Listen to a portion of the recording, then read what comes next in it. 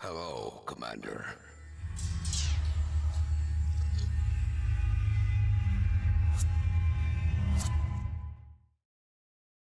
Okay. Have they? The casters told you that? I am not And the prepared for marbles. this. Can we get like a 15-minute pause?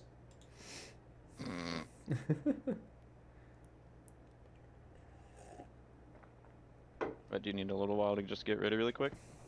No, go ahead. Okay. Melvin, would you Well, like you to guys tell me. You guys tell me when you're ready, and then I'll give them the heads up. And then we can real go quick, into are we this. going to do any sort of, are we showing stats? Are we going to be talking intros, or are we hopping right into it, Gundam?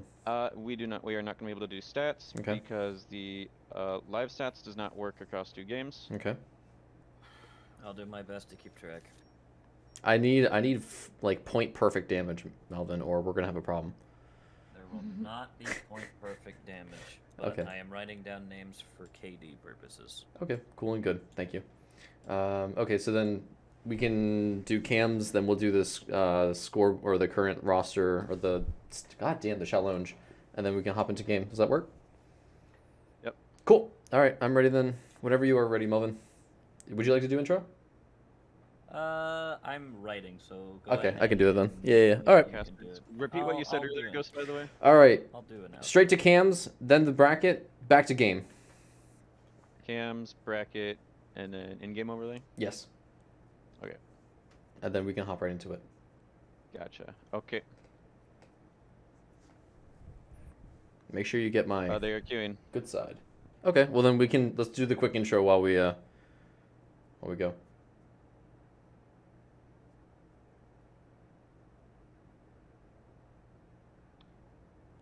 Alrighty, we're going ahead and switch over to casters in 3, 2, and 1.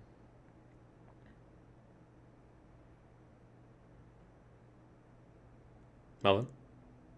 You said you were doing the All right.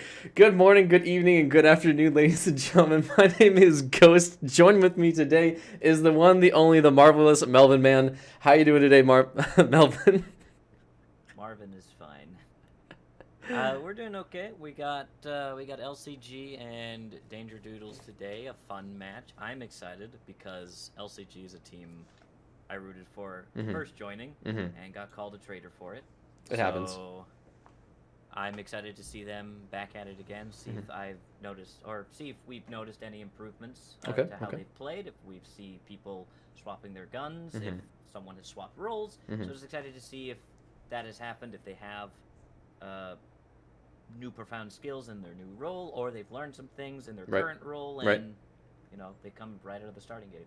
Sure, absolutely. And of course, DangerDdoodles, very classic team. They've actually managed to get themselves a pretty good distance into this, and it looks like we do have the game already started here. So we'll go ahead and hop in. But predictions, of course, I think I know if I ask which team do you think, Mr. Melvin Man, do you think we're going to be, which would you say you're leaning towards? As I said, I think I'm leaning towards LCG. It's always nice to see them play. But DangerDdoodles, they're not down and out. Okay. You know, they've had some strong matches in the past, so it could be an upset. I could be absolutely crushed. Okay. It happens. Using psychic senses, as I've noticed most teams when I cast, if I say, "Oh, well, we're probably going to see this round go in their favor," Right. It doesn't happen. Flips. No, Yep. it doesn't happen at all. So Caster's Curse, it's real. It exists.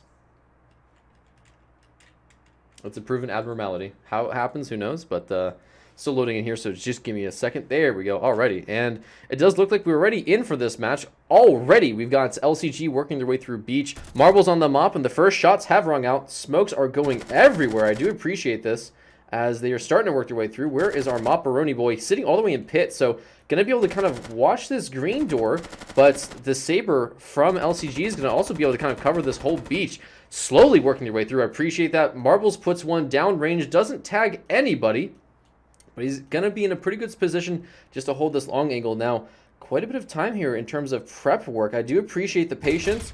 Again, another deep flash, but Ned just completely picks up 2 for his troubles, and I've just been kicked for apparently easy anti-cheat, so please, Marvin, cover me. Oh no!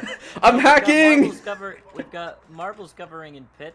Kind of not being able to do much of assistance, but Ned getting some shots in this. Pablo is realizing that he is kind of out of his luck, and I've talked about this before in multiple casts as well as on multiple streams, that the dangers of stalling, especially as the attacker, just gives the defenders ample time to set up, rotate, and ultimately whatever push you're trying to do will stall. As they're stalling on this pit door, as Pablo's going to go down to Ned. Ned picking up a 3K so far, as Flecken and Crunch playing back on the Saber as Ned goes down. Do not peek the Saber as shots ring out onto Admiral, as he is just keeping his head down, trying to save the Saber as they've got 13 seconds left to stall, but he only has 10 health. The Molotov comes out, and he is in a world of hurt as they rush Flecken.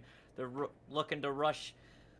They're looking to rush Crunch here, and they get him. Molotov flails out, and a very dominant start for the DangerDdoodles as it goes 1-0 in their favor. Oh, they even brought NVGs onto this map, so right off the bat, I think it's safe to say that I don't know. I like you said, stalling is going to be kind of one of the biggest challenges that I think LCG is going to be facing here. And I mean, we saw that barbed wire was so monumental in terms of just shutting down the aggression. It's almost like they weren't even like expecting a barbed wire in what is, I think is safe to say, one of the most like obvious spots of Kill Dome there. Usually in those kind of maps, what I like to do is kind of put those barbed wires. Yeah, I probably wouldn't have put one in pit. Usually when I see, obviously, casual players are a lot different than pro our league players. So when I see that, I see putting the barbed wire along the beach. So if they're trying to rush up there towards the bomb, that is covered. But yeah, that pit barbed wire there was a really it was pretty pog. It was pretty pog. Incredibly for Ned, as he gets probably a very easy 3K with the Silent Gruber, which is arguably the best Gruber. Oh, hands down, hands down. Operation Hail Falcon, though. Gonna be our map, and that pillbox. Let's talk about that pillbox real quick. They've got it marked, so they're wanting to. They're probably gonna get a cheeky pick, or at least attempt to at least get a hit, a pick, whatever they plan to do. It looks like they're just at least pointing out that, hey, if they go this way, we have line of sight on them. Well, I'm just thinking, like, especially with a pillbox like that, there's always this conversation of, like, do you need to have one guy in there, or is it worth your time to maybe just kind of bait a couple shots and then just immediately back off so it kind of slows down the push? You know what I mean? Because, like, I feel without having the pillbox centered inside of Kill House, it's kind of like, if it was inside the map, usually you need to have at least one guy, like, in there. You know, you can't just ignore it. But if it's out there, it's not exactly nearly as, like, instrumental. Yeah, I mean, being out there, it's one or two ways. Either they go that route to haul, and you do get a pick, or they go as what we see here, the complete opposite direction. And that pillbox is, and they don't even want to go through Kill House, or sorry, through Brick House. So that barbed wire becomes irrelevant, and the pillbox becomes irrelevant. So the three people on that side of the map, if they just steamroll through reception and go into club, these three people either need to go back to site or work on flanking them. But it looks like they may just be going straight into club, doing a split club reception, as Lind is the only one that seems to be going near reception. It makes sense. As the door charge goes off in the club, and the shots start firing. Clean shots. I mean, thankfully no one was aggressive with it, so they didn't really pay too much damage. But I really like that those shots from Adaxa. You can tell that they're just kind of pinging it and having that communication. Looks like so far this bait is working out pretty well. They still have two guys in Brick House doing absolutely nothing. Now, I think what was that? I think that was one of the defenders obviously kind of saw probably one or two guys. Again, these wall bangs from Adaxia are just so good. But in the end, he ends up paying for it. A little bit of chip damage, but not a whole lot to really get things going. Kuko and Lind finally into backstage. There's still two defenders inside lockers, but Marbles finally starts to rotate his way through Hall here. Oh my goodness, that wall bang is clean. And that Molotov, no, Kuko goes huge. He gets himself a double. I thought he was going to die because the Molotov is so notorious for attacking teams up. And then the guy on closer to the defenders gets completely consumed like he just did there. And in this case, actually a pretty good defensive stance. Now, obviously, Marbles is going to try and go for the rotate. They're going to try and use Ned to bait out some of the shots. They got to work their way through, but Ned absolutely reading these angles And these defenders are doing so well with keeping the bomb positioning to their advantage. How are you supposed to beat a Saber with a combat shotgun in that range? The fact that the bomb defusal, for those that can't see with all the drawings and the fire, it's actually facing towards the green door, so these two defenders don't even need to be on site. And as you've seen, the fact that they're not even on site, they're picking up all the remainder kills. All the work that Kuko has done is now unraveling thanks to Ned and Marbles positioning in kitchen as they finally clean up the last defender. And Ned and Marbles basically get the last. They get all the kills. They get all the kills that round. Marbles gets 2, Ned gets the other 3. Ned is... Ned's popping off. Has showed up. Yeah. He is currently... He's 6-1 currently. Woo! Off of 2 rounds. 2 rounds! 6-1. That is some damage right there for that man. But I just want to... I mean, I like the defensive way that the DangerDdoodles just kind of backed off. I mean, they tried to hold the northern side of the map, and then they just used the wall bangs. I mean, Adaxi was going huge with those wall bangs, just slowing down the attack. Then Marbles with the Saber, just clean. I mean, they couldn't even physically see them, which is the more impressive thing. These teams are so adept at these maps. Just, hey, there's an angle, got him. I mean, you know, the poor attacker that got caught in that like little cubby, Marbles was like, I don't need to see you. I got this. The strange thing I noticed on that was Kuko had taken sight, and he's on site, and they, after being split by that Molotov, they still flashbanged the room. They had the combat shotgun. Yeah, that's a good point. Door open and chuck the flash into kitchen and clear kitchen. You have a man advantage. Right. Go for it. There's no point in like, oh, we're gonna tap the bomb. Oh, I've been shot. Okay, your turn. I'm gonna tap the bomb too. Oh, I'm dead. Oh, now there's a Molotov. Oh, now it's a 2v2. I'm gonna tap the. Oh, I've been wall banged by our own Saber. What that they've stolen, not like a friend. Right. But, revenge kill. So LCG just kind of a blunder, really. Just kind of like I feel like they knew what to do. They just kind of when the shots execution are flying through walls, you just kind of go into like this panic. Fight or flight mode, like shots are all around you, so you're like, flashbang. What are you doing? I had to flashbang. Right. Don't know. No, absolutely. It's that kind of they're playing instinctually instead of playing as a team. So it's like, okay, well, I know I gotta get onto site. Okay, well, a flashbang. Well, there's 2 guys there, so you don't really need to do that. But they could have used that flashbang to try and flash kitchen and just force a defuse and maybe get some exposure. Looking like a 3-2 split though as we go on to Operation Ares Eagle. So we've had a kill dome, a kill house, and now a C-store for this first half. And I like the idea of the wall charge through the double green. I mean, it's going to allow them to kind of push as a whole and try and take over this kind of northeastern side of the map, which forces obviously our defenders into a much more kind of passive position. Ooh, Adaxi with the clacker. Teller got pretty strong. Clacker moment. Kind of Woo! As they're going to blow open into the storefront, everyone kind of gets into their positions, realizing that this now wide open holes in the front. There's only 3 are going to be situated out there. They have the auto shotty position in freezer. They didn't bring the Saber for this round. They actually chose to hung it up, probably out of ammo or. No, it makes sense. Realizing they needed it.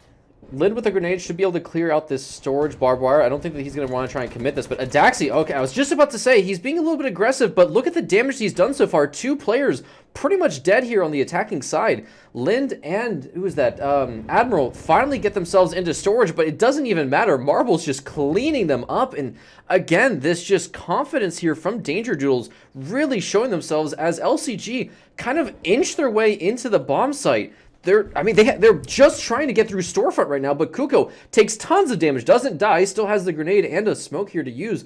But Marbles, E-Boy, Ned, and Kensha Kid still just kind of hanging out. I'm very concerned about Kensha right now. Inside storage, that's easily...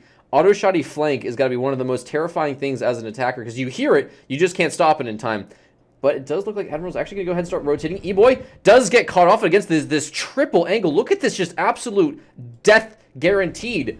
And now all that's left is Admiral. I mean, this defense so far from the DangerDdoodles has been absolutely dangerous. Ned and Marbles kind of just telling the rest of DangerDdoodles, like, hey, it's okay. You can just get on my back. You'll be fine. I promise. Oh. But Marbles is going to get a bit too. And Ned with another 3K. He is 3 for 3 with 3Ks, and that makes him 9-1 on the first set. Jeez. He is 9-1, and I think at this point, as LCG, you have to realize, okay, it is literally only Ned and Marbles. What are we going to do about this? How are they playing?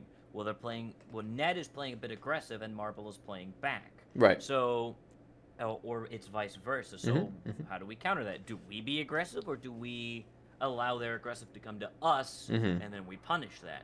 Or do we, fight fire with fire? Like, what happens?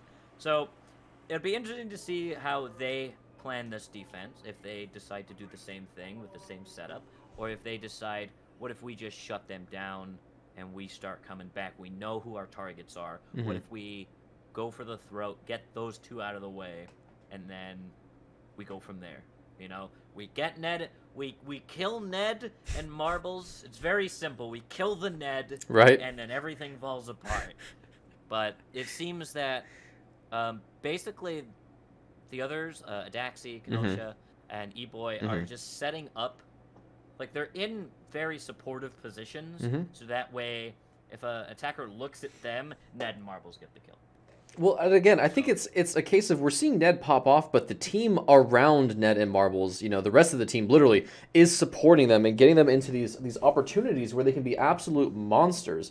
I appreciate the call out with these smokes. You can see the conversation, very important. They're trying to just kind of show the defensive prowess and make sure that they kind of shut down this defensive angle. But no, I agree with you. But a lot of times this is kind of just like when you see a lot of team matches. It's kind of like if you're ever watching hockey or soccer or football in general, you might see the guy get the touchdown, but there's a whole team supporting them. And to be fair, Ned is being absolutely insane, and Marbles has been getting, we saw him get those wall bangs earlier, but it doesn't matter when Kensha was sitting in that corner ready to go. I mean, I guarantee you, if they had given him the call to rotate, he could have easily gotten a triple on that C-store.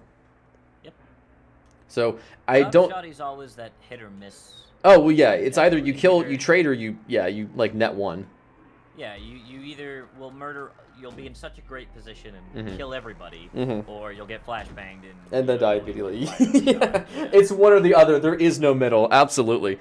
But here we go. It's gonna be 5 through the beach. No one to try and throw a Molotov on base, but Kuko's got a pretty good.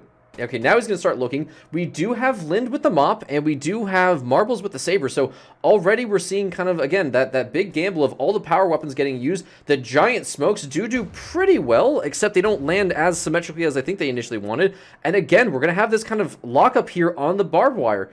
We've got the KR82U going to be sitting here. Lind tries to take a shot, doesn't connect with anyone, but a wall charge, flipping the script a little bit here as this castle gets completely breached. And the attackers are just coming in and making it look like another day of the job. They're all dead.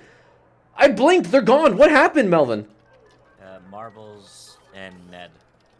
Adaxi got one. Yeah, Adaxi's on there. Adaxi's on there. So, Marble and Ned seem to be trading with 3Ks.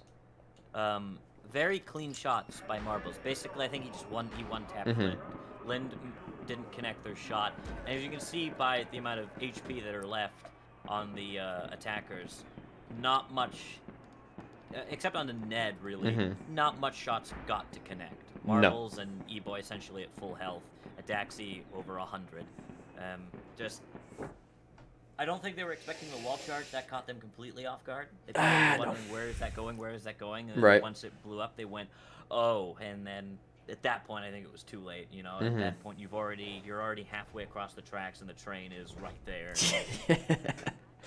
Well, at that point, I don't know. I think it's kind of on LCG for not noticing the train coming at them. And right now, that train has not stopped its chugging because it is 4-0 in the favor of DangerDdoodles here. Operation Pale Falcon. Again, the teams have switched. So we do have the DangerDdoodles on the attacking side. Team LCG, who really need to not go from LCG, but step up before they say GG. As we're already through, almost the first half of this best of 3, and I gotta say, man, if I was a betting man, DangerDdoodles looking pretty good right now. They have not stopped this roll. I mean, even on the attack, sometimes you'll see, especially on the Yakuza versus Global Breakout. Sometimes it's a game of which attacking team is gonna falter first. We're seeing DangerDdoodles not only win the defense but also win the attack, and that's something that is usually signs of the team is is firing on all cylinders, and the other team is just not showing up. And Yeah, there's usually the case of, in a lot of games, oh, something's defender-sided, something's attacker-sided, and oh, when they swap, you know, you'll see that it'll be like, you know, if we start 0-3 and then, oh, now it's 3-3, but Right. like, yeah, if a team comes in and it's like, oh, this map's defender-sided, and they just slam, you know, an attacker around, you're like, okay, this team's not messing around. It's they know pretty what they're good. doing. Yeah. But we're seeing pretty much kind of the same strat here. We've got someone wanting to sit in pillbox for a peek, but the attackers being like, let's just No thanks. not even mess with Yeah, that. yeah. No thank you. So we've got the one wall charge for club, and something that LCG did on this run is the attackers. They brought 2 door charges for this. They door charged the green door on backstage to clear the barbed wire. Right. Which, for new people, it is okay to door charge a green door if you don't see yourself using said door charge. It's still illegal or and should be. anything else. It should be illegal. It's shameful, but yeah, it does make sense To tactically. clear barbed wire, yes. To just do it, no, don't.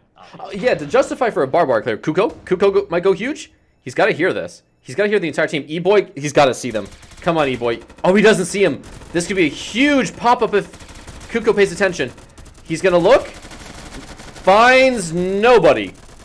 Completely stumbles. I mean, that was probably the big cinch for that round, and these defenders are, I mean, oh, that was a good floating barb from Pablo. I like that. That was good. The auto shot, it goes big, and finally, Chicken shows up for the team, and we actually see the attackers from DangerDdoodles falling over, and suddenly this choke point, again, as we saw from LCG on their kill house, as soon as you get stuck on a choke point, you need to either rotate or go somewhere else. This is not working out for them. They need to move somewhere else. Well, the grenade that they threw there, you know, they thought, well, that's just barbed wire. Oh, Very late barbed wire coming Trades. down has caused them to stall, and we see the dangers of stalling as, you know, Ned picks up Flecken, but Lynn says, you know what, we want our auto shots back. Double flash. Double Boy flash? goes down to Pablo. Lynn coming in to rotate as he's getting pushed, and Kenosha falls, and finally LCG say, we're putting ourselves on the board. Again, I think that floating barbed wire from Pablo was absolutely huge because it stopped the entire attack, and then it allowed these defenders to reset. And then, yeah, what was up with that double flash? I really didn't agree with that. I mean, again, you have one guy throw, the other guy's got his gun ready for whatever situation might come through that door, but that was just very poor timing on their side. Again, I would say it's almost uncharacteristic from DangerDdoodles that we've seen so far. I think the double flash was intended for, I think one was supposed to maybe get its way into the doorway of the kitchen to maybe get whoever was watching. Oh, okay. But Yeah, they that makes sense. probably just, you know, clipped the doorway, or it didn't bounce as far as they wanted it to. And so, yeah, it looks like a double flash in the exact same area. But The risks. finally a round for LCG, and, like, I think the late... no, I'm not going to say late because it was probably planned on holding that for the grenade. Because they waited to confirm if someone was there. They do the late barbed wire place. They go, oh, hey, we got a grenade. Huh? Sucks to be you guys. And they threw the grenade, get rid of the barbed wire, and then they threw down another barbed wire and went, yeah, sucks to be you. Yeah, in a reverse card. yeah, no you. And then they realized, oh no, like, now this is actually dangerous. See, Like, at we that don't point, know how to... that moment right there is usually the sign, at least when I would used to do in-game IGLing, is like, okay, they got a barbed wire and we're pushing into a funnel. Again, there's two things that you want to do, or there's one thing you always want to do as attack and you always want to do as defend. As defend, you want to get them into a funnel. As attack, you want to avoid a funnel. Now, to be fair, both bomb entrances, you know, into kitchen was literally a funnel, and from backstage was a giant funnel. But at least it kind of creates some opportunities where they might have been able to rotate and then maybe pick the guy that was sitting in that hallway / kitchen. And then, okay, well, there's only going to be one guy, and he's going to be sitting bomb. So then we can, you know, we can try and split it, and, you know, 2 doors. Then the odds of him guarding both are literally impossible. But anyways, that's besides the point. We're here on C-Store, and it looks like it's going to be a Northern Office push, which is kind of what you would expect, since obviously the wall charge was used on Killdome. And it does look like we might also see a shed push, which I like, because there's no reason for them to do a 5-man conga line through office. That's absolutely silly. And that'll give them a pretty good control over, you know, assuming, knock on wood here, everything works out for them. They'll give them not only power control because of the power and freezer, but also, you know, a more comfortable east to west push with the bomb kind of centered in the middle. And Barbos is actually pushing from the green shed here, so I'm very curious. I mean, it makes sense. He's got this blue window that he can utilize for his trouble, but they need to clear this barbed wire, which there goes the grenade, and gets both, actually, which is quite nice. Ned just comes in and completely annihilates Lind, but it's just another day. Adaxi watching the rotate from the auto shotty. He's going to try and get the door open. Floating barb does get it cleared, and again, these attackers are just making short work of this, and now there's only one defender left with an auto shotty, which he can make it happen, but there's a problem because Marble's got the saber. And that's exactly what happens when you try and push a saber with an auto shotty. At least, unless you're global breakout. When you have a shotgun as the last alive in a 1v4, especially if they're staring at you through Teller, you are most likely not going to make anything happen. Unless you're Chrome Trigger or Foom. Yeah, but from the distance at where the saber was, Ned watching from Freezer, I don't think you're. Oh no! Maybe you kill one, but you're not living. To anyone else in the world, absolutely. If I did that, dead. If he did it, dead. If anyone else did it, dead. But there have been weird one-offs, but that was definitely not going to be one of them. Especially like you said, with Marbles sitting there watching that door. But finally, we get a bank tile set. Woo, baby! On our second set, but it's 5-1. It's definitely in favor of just a little bit. DangerDdoodles as we go into the second half. Marbles and Ned definitely like this duo MVP currently. Oh yeah, no doubt, no doubt. They have showing.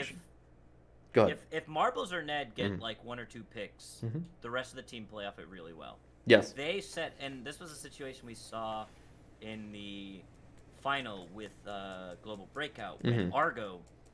Yeah, you're right. Bonkers. I remember casting that.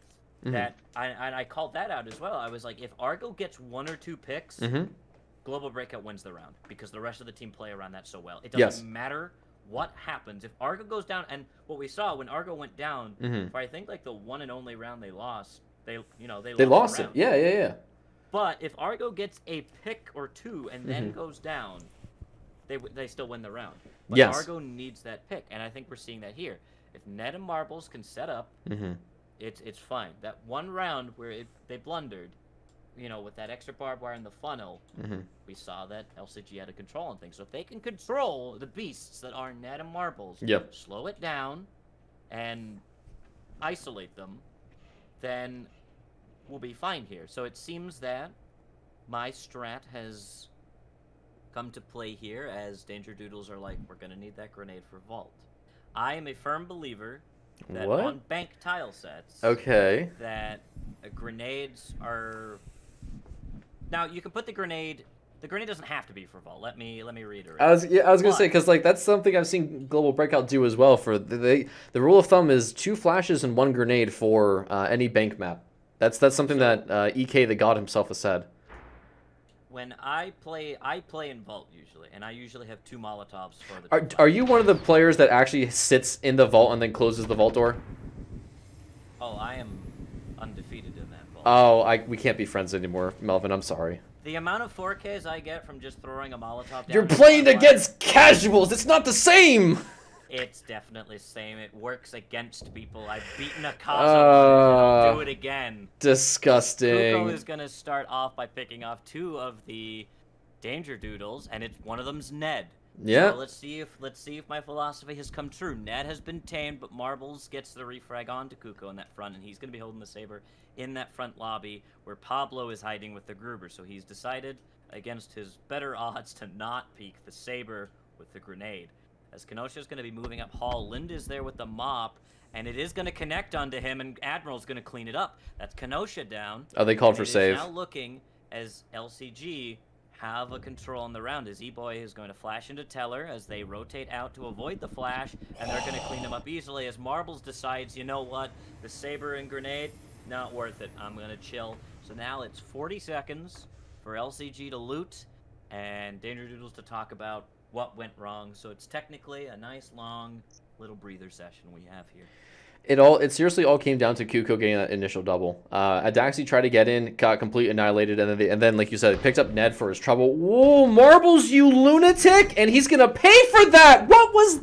Wow. All right, let's call it let's just name this one Operation Throw City. I mean, I understand you lost, but now he paid Saber for a clacker, and he didn't even get it. Oh. Saber gun, that's a grenade gun. Oh, that was such a throw. Marbles, what was... Okay, hashtag Marbles is throwing. Yikes. Wow.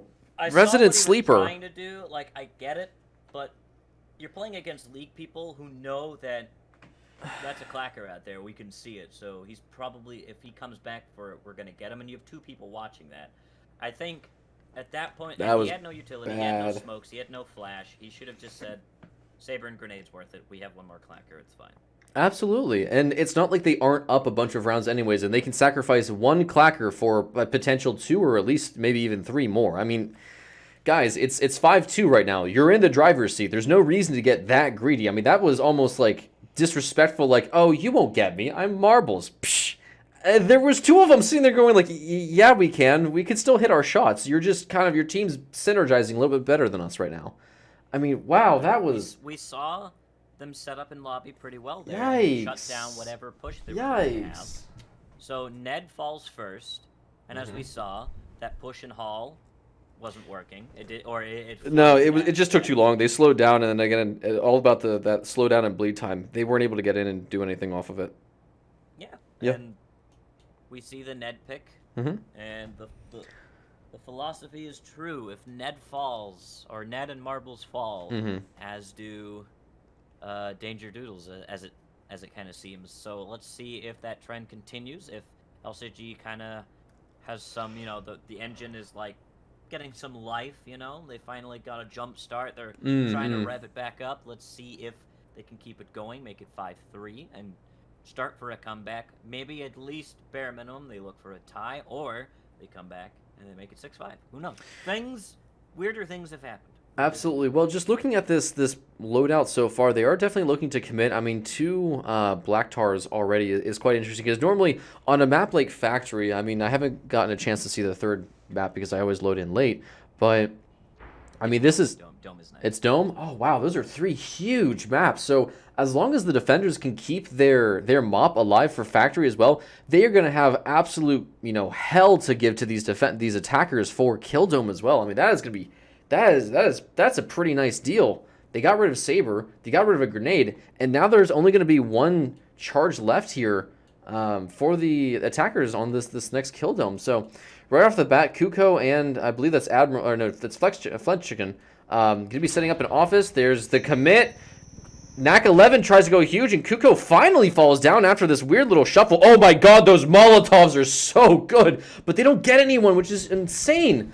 I mean, just look at how much fire is currently on the floor here for this office position. Good smokes, but they're kind of smoking themselves off, so they don't really know what's out here in the rest of the map. Pablo doesn't see the rest of this team and falls over. 1 defender still left in the corner of Doc, and now we have 2 left. And what was, I think it's safe to say, a pretty safe round here for LCG has been completely flipped on its side. We have like 4 different attackers below maybe 35 HP, but all you need is 1 HP and a dream to stay alive and maybe catch some players. The defuse is going to go out. Marbles gets them, and they might pay for their life, but no. Great. I mean, great synergy. And again, that communication from... Oh, Marbles is chasing. Does Lynn know? Lynn's got to hear him. Oh, okay, there we go. Good. All right. Lynn got Marbles. I was about to say that was about to be very, very rough if he was able to get him. But a great play from DangerDdoodles. I was a little bit worried when they had those Molotovs. Had those Molotovs come in maybe 5 or 6 seconds earlier, oh my god, the damage. I mean, we would have seen an attacker barbecue, and the defenders would have gotten a nice, tasty, free round there. The first initial Molotov got Kenosha and E very low. We see it, Kenosha with like, I think 4 health, 6 health or something. And they, like, it was initially a good start, but then the steadfastness of them just getting it together, landing the shots. Right. To the point to where even though it was a 2v4, the 2 could have turned had Lynn been in a better position, but I think they decided that, well, I'm just going to rush them and see what happens. You just hide the mop. We're going to need that for later. Don't give that to them. So they still have the mop for... Thankfully, they managed to... a very interesting kill dome. Yeah. Where you're kind of safe up there in that little jungle area to kind of watch over near OBS, and the jungle entrance. If they storm pit for power, if they still have NVGs, it could be a beach power split. They still have the clacker because they won that round very handily. Well, not very handily, it was very close, but so we're gonna see if maybe they do go for their power play here, or if they just decide we're just gonna go straight for beach into pit and kind of split from this beach pit not mentality, this beach split strategy. They do have some warnings on beach, assuming that maybe thinking someone's going to be there, but red team is also basically kind of concerned about this jungle push that could be or may not be happening. But the attackers have their sights set apparently on beach and obs, and they have circled power. So we'll see what happens. We'll see what happens. There's no clacker, so they're not going to be using the wall charge for anything cheeky, which I was kind of hoping to see, because again, that wall charge from when they did it on Killdome, excuse me, was absolutely gorgeous. I really like that play. They're definitely, you can see you've got 3 guys sitting in pit, just absolutely stacking up this area, and only 2 sitting on the northeastern side. So already a very defensive play. Whoo, Kuko says hi. Almost annihilates marbles there for almost free. Grenade? Hello? What the heck was that? Okay, let's just throw a grenade for pretty much free and waste it. Mop shots going everywhere. Good Molotov to slow down this pit push.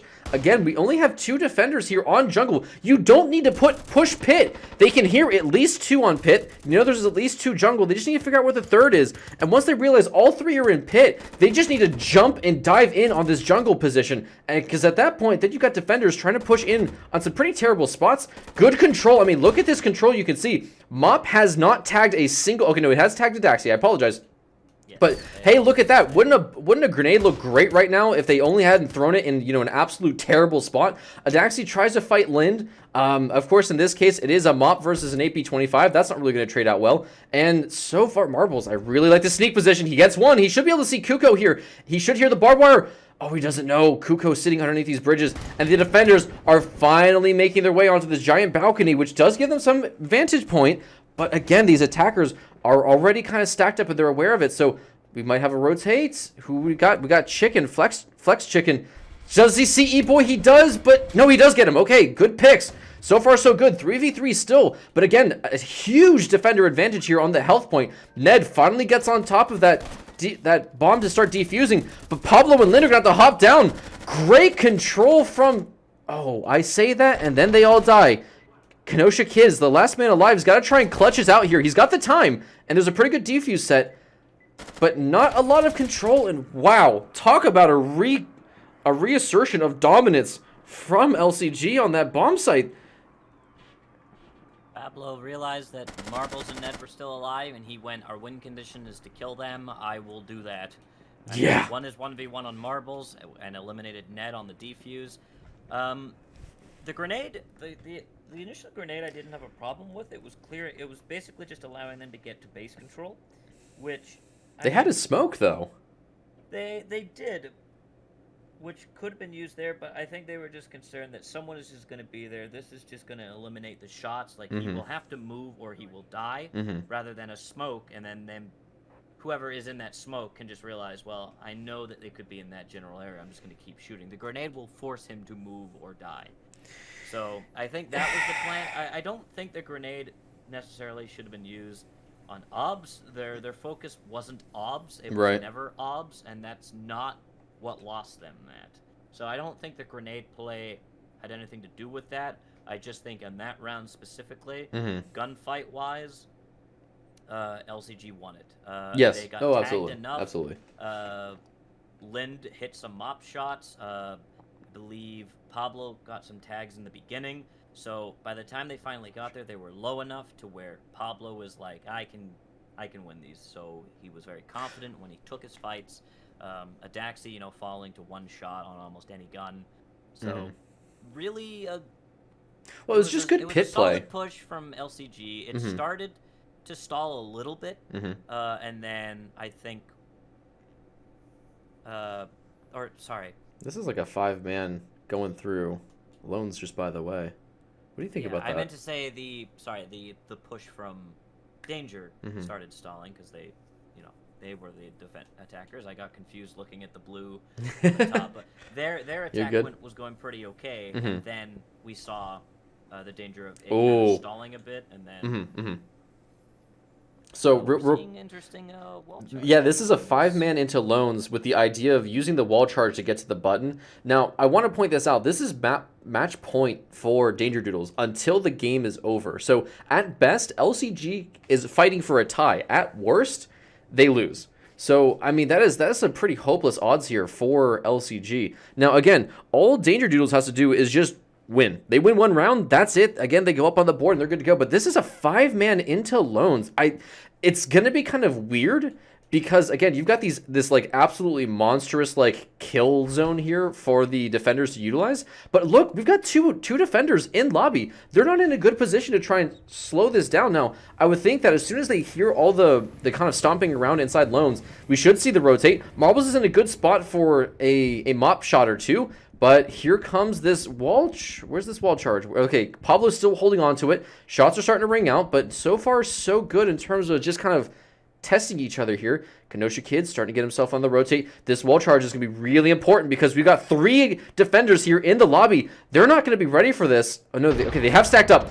Here comes Ned. Okay, one man pays for it. The vault does get open, but E-Boy still holding it with the Molotov.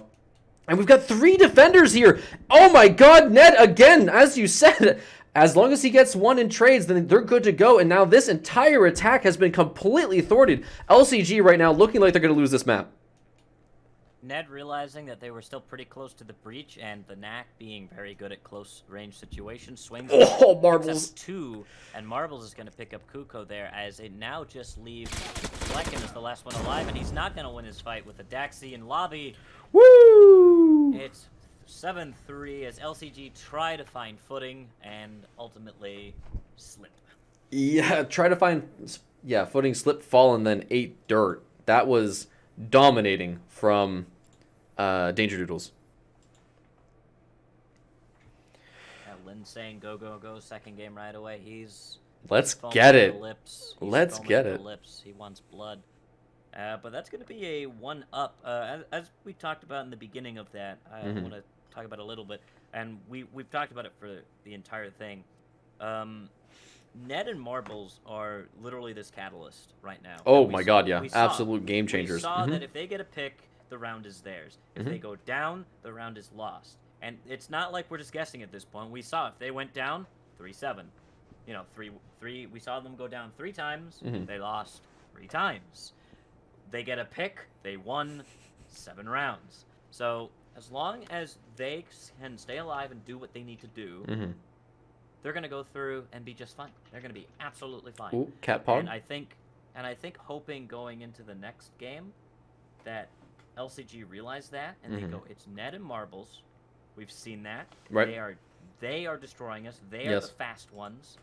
If we can just counter that in any way, we will be set.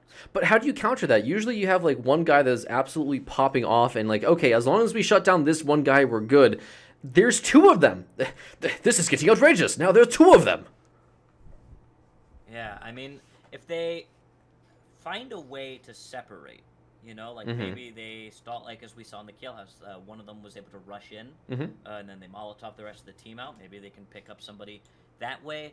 However, as we saw when that split happened, it was, I believe, with Kuko, he took site and killed the 2 people on site single-handedly. So the split didn't even work. What do you do? Yeah. But it ended up working in, I believe it was LCG's favor because they were just holding in kitchen. Right. And basically just held the bomb and just fired into the. No, it was DangerDdoodles. They were holding into kitchen, and they were basically they didn't even have to be inside. They're like, oh, you're defusing, wall bang. Okay, cool. That's when you know you're in a bad spot, when you're just trying to push onto site and like the walls are shooting at you. It's like, well, I guess I'm just gonna die then. Yeah, I mean, there's not much you can do. Killhouse is basically this king of wall bangs. If you know they're in that certain hallway and you have the ammo, light it's game in time. Yeah, absolutely. You might as well. I mean, at worst, at worst, yeah, you don't connect a shot, but you stall. You cause them to stall. But at best, you either get a kill or you still do damage, so when they finally get through to you, a gat will finish them, you know? Right, right. So we're hoping to get ready to go into game 2 here and see if LCG have learned that the bane of their existence are two men named Marbles. Mm-hmm. And I can't believe I forgot the other one's name. Ned. Ned, thank you. Very good. And so hopefully if Real quick though, we hopefully- have kind of a switcheroni here. We've got Marbles saying that Ty is subbing in. Ty is subbing in for Marbles, or I just see that it says Marbles today at 1:18 p.m. says Ty subbing in for who? I don't know, but I mean if he subs in for Marbles, that could be the catalyst being thrown away. They could be Well, you throwing still have away my Ned. carry. you still have Ned, and True. that just puts a lot more pressure onto Ned. Mm-hmm. I mean, we saw the first set. He went 9-1, so it didn't matter. Yeah. He literally went 9-1. He was the team for the first 3 rounds. After that, the rest of the team were like, okay, yeah, we know how to play this game too. It's not just you, hotshot. So Ned, we've seen Ned has the capability to just kind of solo carry for a little bit. So we'll see if he is able to do that, or if Marbles is, Game that in. subbing is for someone else. Yeah. We'll see if it's still the dynamic duo there. So then, I guess my question to you, Mr. The Melvin Man, how are we supposed to? I mean, as LCG coming into this next map, right? We've talked about trying to split them up. That may or may not work. But what about their overall playstyle as a whole? Because my thought is usually when you're dealing with someone, one player or 2 players that are just absolutely going ballistic, usually the best pack strat sometimes is just wolf packing into an area. Go, hey, we come in, we go aggressive, and then we slow down. We try and find one guy, 5-man through the door. Next set room, 5-man through the door. Next room, 5-man through the door. And you just kind of keep this this conga line of aggression going where as long as you're constantly just grabbing one guy instead of the whole team, because I think that's what I was seeing from them was they're constantly having to fight against, the entire team of DangerDdoodles instead of just 1 or 2 where I think that they can win. I mean, we've been seeing them take rounds, but it's only in these little one-off onesie-twosie match situations. Yeah, but then you have the danger of pushing as a 5-man and just going into a funnel and dying to, let's say, an Ingmar or the other. Yeah. It's touchy. Personally, I don't think if there is a good team, right? And let's use a team that pretty much everyone is familiar with. Global Breakout. Yeah, so we'll say Global Breakout, just undefeated. Yeah. Or well, you say that. We'll say for the sake of the argument, they're undefeated. That is what I mean. I know Except they're not. They lost. Yeah, Gnomed. They were gnomed. They were gnomed. If they are undefeated and they're able to just do whatever they want, it's very hard to beat that. It's what do you do? Right. It's whatever we throw at them, they just throw it back. It's very hard. Yeah. So LCG need to find what they can throw at them if they'll take it. So we are going to confirm Ty is subbing for Marbles. Oh, okay. So it is just Ned. Okay. So we're going to see if Ty shows up. If he just literally goes, Marbles, don't worry, I've got this, you're good. Or if he goes, Marbles, don't worry, we got 7-0'd. Right. So I doubt that's going to happen. I don't think a 7-0 is going to happen. We saw both teams fight really well. But interested to see how Ty plays. I was going to say, yeah, because Ty could just absolutely blow up and just destroy the entire team as well. I mean, we haven't seen him pop off yet. I wanted to point out they were drawing fidget spinner, and I was so content just to watch. You can tell how a team is doing, and I always talk about this, is how their drawing is going. If you see a lot of memes get drawn, they're feeling themselves. If you see a lot of very this tactical, all right, we're gonna breach here, push through, clear the barbed wire, and they're probably gonna continue to push through. They're sweating right now. You can definitely see that they're really trying to figure out what they need to do to get either ahead or win this first round on Operation Omega Criminal. It is the second set in this best of 3, with currently DangerDdoodles leading against LCG here in the losers bracket of the 2022 Winter Major. Yeah, first major of the new year. and we're Woo! already seeing like upsets and changes, which is good. That's a good sign. Yeah, sorry. I was just I mean, I can't believe Global Breakout and Yakuza both in the losers bracket. Like, what a meme. One of them is gonna die, and then we're not gonna see the more traditional Global Breakout Yakuza final. I'm so excited for this major.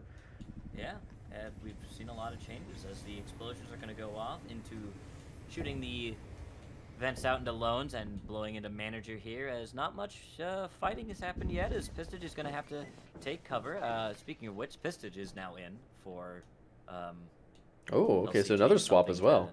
so Yeah. another swap, but everyone, I believe it's not Pablo, as Adaxi's going to pick up Pistage on his first summon. He is the first to go down as Ty and Adaxi are pushing in. Lin goes down and Admiral Oh my also goes goodness. down. And now it is 2-4 in favor of DangerDdoodles, as Adaxi is trying to find his next victim. All right. I mean, this is just absolute control. Pablo finally shows up for the team. 2 have fallen for the attackers. Pablo and Kuko do get the last, and okay, all right. Suddenly, Kuko and Pablo were like, yo, don't worry about this team. I got you, Ned. Now, in this case, he's the last man alive instead of the first man to die. So I'm very curious to see how he's going to be able to... He's got the health. He's not dead just yet. He saw Kuko jumping around, so they know where he is. Pablo's going to be sitting in this really small corner. Okay, I just saw this. We saw it from the first-person POV. We did actually manage to get... I was going to say they drew the lines for him, but look at this, like, just sausage that they just died in. This one hallway has 4 defender or attacker bodies in. Not one of them was able to get to the button. That is nuts. And they also... Pablo secures Mop. That's huge. They didn't lose Mop this round. Yeah, Pablo gets tagged, but brings 3 with him, and he's going to start 3-0. And LCG strike first.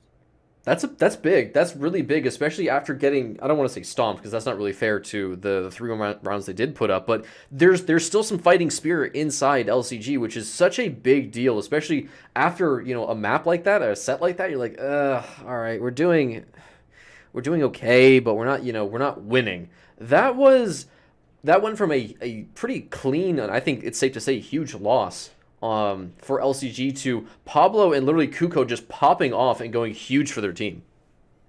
The importance of having a good funnel. Yes. And how quickly it can turn. Absolutely.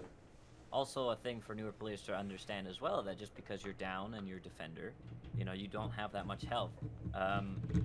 Making the attackers come into your territory. Like, basically in a case of like, oh, I know I can win the gunfight, I'm going to swing them, which I see a lot of new players not understand that. No, you don't need to swing. Yeah, you don't. You It ain't about that defend swing. how do you- It don't mean a thing. Yeah, it don't mean a dang thing. So Operation Odin Dog, though, here on Kill House. So we had a bank, Kill House, and I'm excited to see... I don't know if you happen to see the 3rd map by chance.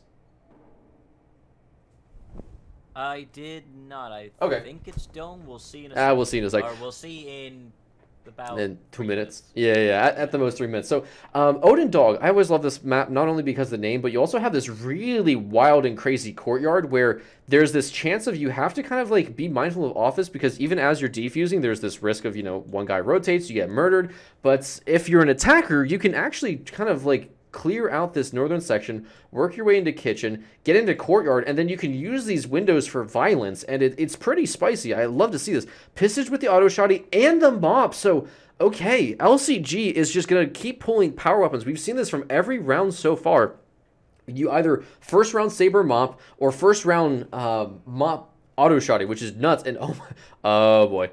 Oh, Pistage, what are you about to do to them? Don't do this to them. I don't know if he's about In to... a flash, He's going to shoddy. Oh, this is huge. He gets one. Doesn't get the second. But now Kuko's on the hunt. He knows. He's going to peek. Whoo! He gets tie. He gets tie. Okay, this aggression is paying off. They've tied it up. That was the first victim of the aggressiveness. Oh, Something I we knew saw. it. How do you counter a team that's being aggressive? Well, you be double aggressive. Double aggressive. Dummy aggressive. Yeah, but now it's a 3v3, and the defenders basically all retreated to site. So the attackers have to make this long, slow push of, is someone there? Is someone there? Admiral's going to shot on E-Boy. It will connect. E-Boy is low. Flash is coming out as they're going to rush into kitchen. They clear the barbed wire so that choke point is gone. The door is kicked down, and the defenders retreat from club. Lind, I believe, is going for the long flank. He might not have enough time, though. Pushing. Oh no, he's gonna sit in office and cover the bomb. He's gonna get a shot onto E-Boy through office. And now Kenosha and Adaxi are on site. Pablo is dead. Lind still covering office. Kenosha probably now realizing where Lind is, and he's trying to get some shots through into office. Oh. They are not gonna Oh! connect, and Admiral! gets a shot with the mop onto Adaxi. It's now up to Kenosha. He has a flash and a smoke. Flash onto sight is gonna actually connect to nobody as well as the smoke. Interesting Admiral smoke. And Lind, I'll give sight. Lind is gonna blind fire. And I believe the door was open, actually, so I think he just connects the shots onto Kenosha. And a very different LCG. Yes. To secure round number 2. A very aggressive LCG, too. I think that door open from Pistage, I saw it. As soon as he sat next to that red door, I was like, okay, there's no way that you're going to be sitting there unless you plan to go for something aggressive. And I think that was great. Kuko wasn't in the perfect spot, but it was just enough to get tied, which, again, that set up such a great kind of timing attack for them. The only thing that I saw as the real kind of linchpin, if you will, was when they finally got onto site, it's like, okay, we never cleared the eastern side of the map, and that's where the mop is sitting. And mop has that line of sight from the first blue door or blue window into bomb site, so he can watch that angle pretty well. And it was very good to see DangerDdoodles be able to claw that round back from them. I mean, they tried so hard, but in the end, it didn't even matter. And, ooh, Operation Zulu Scepter. I love this one because the red door into observation. This one can be absolutely huge. You sit your mop player, like, right here. This is just a killing hallway right here. Yeah, this is not one of my favorites. I love Killdome. I think Killdome is my favorite tile set. But this is probably the one Killdome map as an attacker. I'm just like, okay, let's just get it. Just get it over with, yeah. Especially if it shows up last, I'm like, okay, that's all right. But right. if it shows up first, it's like, what do I want to use? Because what are the next maps? Oh, it's right. Kill House. Maybe we want to save the wall charge. Like, what? If it's last, it's fine. But if it's first, you're like, you're just in a bad spot. Yeah. Yeah, like, what do we want to use to actually make this not painful? Right. Absolutely. And as defenders, if this is first, you're like, let's just use the mop and then whatever else we want to bring. Like. You kind of know what to do as a defender, but, you know, obviously it's flipped at the end because you're like, oh, crap, we only have, like, 2 barbed wires because we used them all on either bank or convenience store or whatever. And it's like, this is such a weird Killdome tile set. But since, as I've said, it is last for the defenders or the attackers, they get to kind of basically be like, what do we have left? Let's use it. Right. And we see that they've got this door charge for pick green door to clear, I'm assuming, what they think barbed wire is going to be there. But basically, the defenders are already prepped for that left side push that will not be coming home for dinner. It does look like they've got the wall charge and the breach, so I don't know. I kind of like the idea of trying to push obs with a smoke or something, but it does look like, yeah, it is going to be 5 through the beach. Not a problem in the world. And they might just try and conga line themselves from base pit, do a bit of a split into observation, maybe. We do have a grenade on Kenosha Kid, so he should be able to clear out the barbed wire where Lind is currently sitting and playing at, but pretty much free all the way up to pit. Now, this is going to be the real thing. Okay, barbed wire to clear out the northern pit. Oh, and E-Boy finds and destroys Lind. Again, if you're sitting in barbed wire, you don't move nearly as quick, regardless of whether you're an attacker or defender. And now Kuko does have line of sight. He does see these guys pushing in, and that should tell Admiral that they're going to be stacking up. There's the barbed wire on Lind, like it. And yeah, Admiral needs to get a couple shots off. He doesn't. Pablo gets 2! That is huge! The entire push has been completely stopped. Now Ned needs to go big. Finally gets Pablo out. No power on these attackers, which is fine.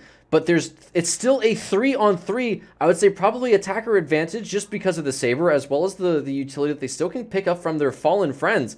Pistage trying to keep themselves going, but again, they have to walk through this one door. Power finally gets hit. Wall charge gets opened. There are no flares, but again, they still have to hop through these funnels. And honestly, this angle that they've opened up doesn't really help them that much. Adaxi is going to have a pretty good position for this. The smoke, the respectful smoke, because they know that they have to get through. Saber finally making some return on investments here. As Kuko, no, hang on, it's not done just yet. There's 25 seconds still. Two attackers they have to get on bomb. They need to make something happen here, but the defenders, they know. They just have to bleed the bomb just a little bit longer. Good deep smoke. Here comes E-Boy. He's starting to defuse. One of these defenders has to come out, but they got to deal with the Daxi. They need to get rid of this Saber player, but they haven't. Here comes the commit. Admiral does get it. There's 5 seconds. Hang on. Can he stick it? Oh, he just barely gets it with a couple seconds left, and that was a lot closer than it really should have been. Daxi goes for the peek against Lind, and Lind is able to tag him, but obviously not a fatal enough blow. Daxi just needed one shot from any pistol, and he would have gone down. Incredibly close round. Way really, too close. Really good plays by the defense, and then offense swinging back with Ned rushing in and, you know, getting his pick for his two fallen comrades. And I think finally, that was a round that Danger won. I'm gonna say kind of without Ned. Ned only, I believe, got one pick. Correct. The rest kind of did it. So they were set up really well. I think just by each other. They all played off each other really well. It was a good plan. They stuck to it. They did everything that they had to the T. I think the power being cut off was maybe a last-second decision. Yeah, that didn't feel comfortable. That was really part of it. Yeah. But that didn't feel like it was part of it. But they won, so I'm gonna say it worked. Regardless of if the power being cut made it work or not, it worked. I do agree with that. However, my only thing is they didn't push for power any other time. So I mean, even if they were going to go for like, hey, it's last round, grab the swag NVGs just in case. I don't know. I didn't really feel comfortable with that wall charge position, especially because it's like, well, regardless of where who was that? I think that was a Daxi with the Saber. Regardless of which side he peeks, the mob can still kind of comfortably flick to him. I mean, if you're really, drinking your gamer juice and keeping yourself hydrated, it's not like it's a really difficult peek or flick to go from the observation wall charge location to the blue or the blue door, from observation into jungle. But they managed, like you said, they managed to make it work. So who am I to judge? We have swapped the teams, and I do want to point out LCG for the first time in this series so far is actually leading against DangerDdoodles here, coming into the rotation or the swap. Yeah, and we're gonna see if they can keep that going. It is 2-1, so they could tie it here. They've got the auto shotty on the first round, and the mop. So both power weapons are in play that's a risk. by DangerDdoodles. If there was ever a round for LCG to win, this is super important to win. If they can knock out both power weapons, it doesn't matter if they get them for themselves. Kenosha Kid. But Adaxi only has 3 bullets in that mop. I'm not sure how I feel about that. I mean, usually you want at least a few just in case. Kenosha Kid is just sitting. If Kuko sees him, this could be huge. I don't know if they're going to do a respectful. Ty needs to make some noise to cover Kenosha. They don't see him. He's going to commit. This could be huge. That's 1. That's 2. He gets a triple. Oh, my God. That's nuts. And the entire assault has just been completely annihilated. Give him the ace. Give this man the ace. He's gotten 4. Give him 1 more, please. Baby Pistage, you got to get him. Oh, come on, Kenosha. Give him the ace. They're going to try and take him out. Ty also trying to support. Pistage knows if he gives them the ace, this could be huge. Oh, the UAV also covers him. He gets a deep flash. Oh, and he finally dies. Pistage ends his reign of terror. That is why you check your corners, kids. That is a textbook example. Yeah, usually when that door is open, in my situation of also watching that, this is a possibility always. If you're gonna have a flash, whether it be far back, have someone flash close. So that way when you rush in, if they're on the door, they're flashed. So you quickly peek right, left. You can, whatever other flashes you have prep for them, call them out. Someone always needs to flash door. Or at least just close. Well, just check. Yeah.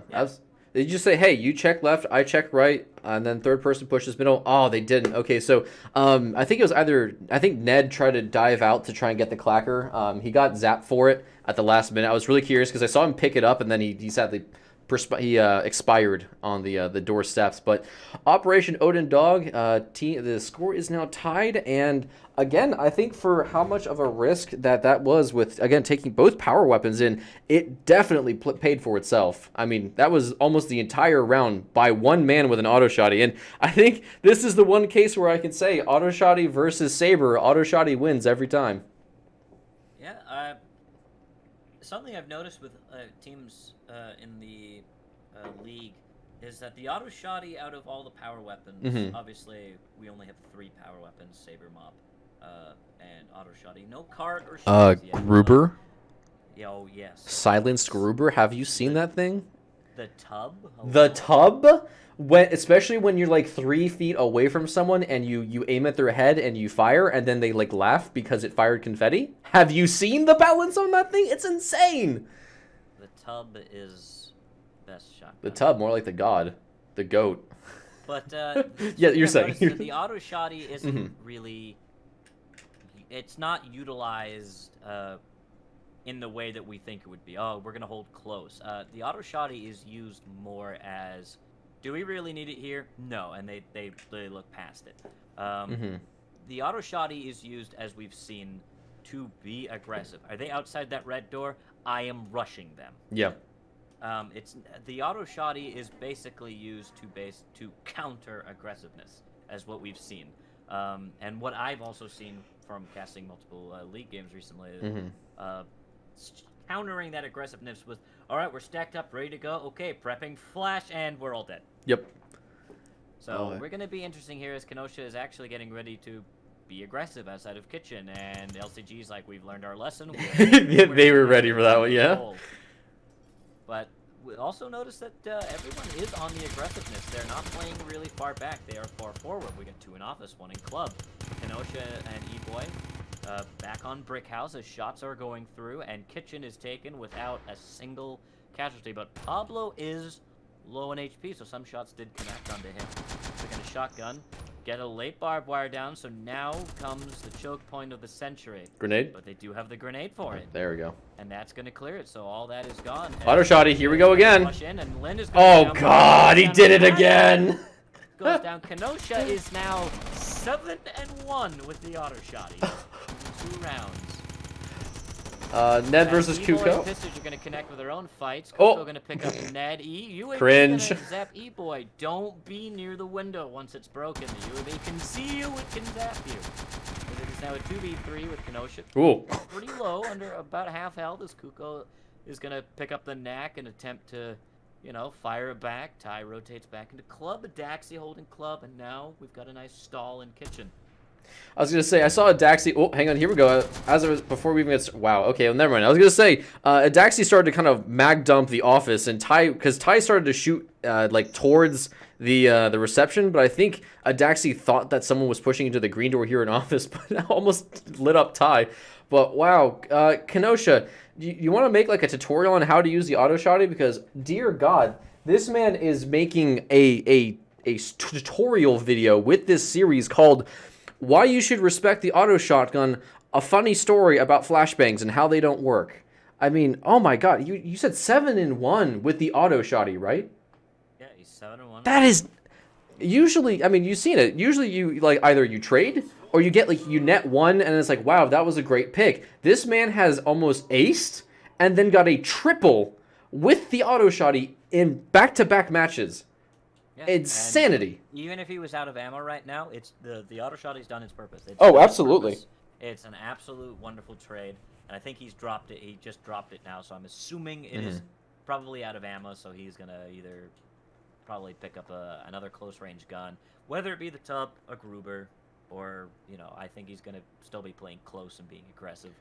But his aggressiveness worked. It's definitely brought DangerDdoodles back, and now the lead has swung into their favor because of Kenosha. One man, one auto shotty, yeah. Kenosha's auto shotty plays have swung and turned the tables, and this just goes to show that while, yes, we were talking up Ned and Marbles last round, it's now a new star. It's a new star, and Kenosha has basically decided that they got the limelight last game. Mhm. Now it's my turn, Mhm. and I'm gonna murder every single one of you with this auto shotgun. And he's making short work of anyone that goes near him. I mean, holy cow! I mean, Kenosha is almost making it like, hey guys, maybe we should give the auto shotty a third magazine because clearly it works pretty well, you know, and only having two, maybe it isn't that balanced. Right hands with the right weapon at the right location. That man has absolutely dominated the LCG not once but twice here.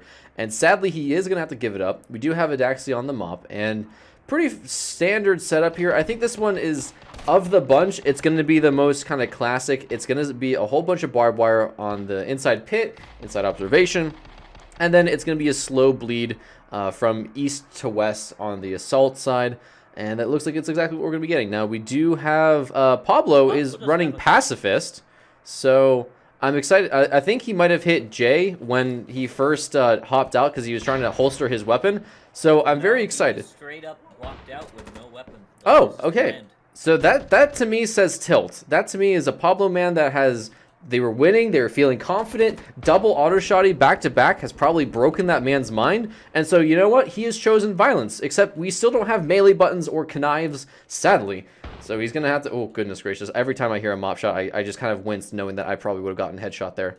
I'm going to just keep tabs on Pablo because I'm just so excited to see how he plans to play this out. He might be hoping to vulture. Strategy, you know, he could be the human flashbang. Yeah, he could just throw himself in there and then act as kind of a meat shield for the team. Now, Ned and Ty have great observation push. This entire LCG team is stuck here in base. They don't know how to push through this barbed wire because this observation and the control from Kenosha have completely terrified them. Lind and Kenosha say hi with guns. They don't really clear each other, so they're going to go ahead and just back off. And again, look at this. It has been almost a minute and a half, and they are just getting into pit. They're still trying to figure out how to get in. Ned finds Pistage and deletes his entire existence. Kenosha pretty wounded. They're still trying to get in. This wall charge finally gets down, but for what price? 3 of their attackers are completely annihilated. Kuko pretty much on his way out as well. Go ahead and try and save. That's just going to make the DangerDdoodles all that more hungry for another round. Well, Ned went for the eco save. I respect it. Yeah, well, it's the last round, so. Yeah, might as well. Adaxi jump into the pit, you know? Oh boy, Adaxi's got... Oh, I was just about to say Adaxi's got a pretty good angle. And all that's left is one man, one admiral, one berry boy. And that is Adaxi with another one.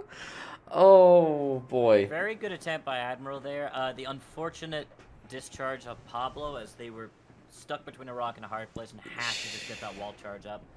And so a very rough round to lose when really that could have gone in LCG's favor. We saw Admiral connect all of his shots there at the end.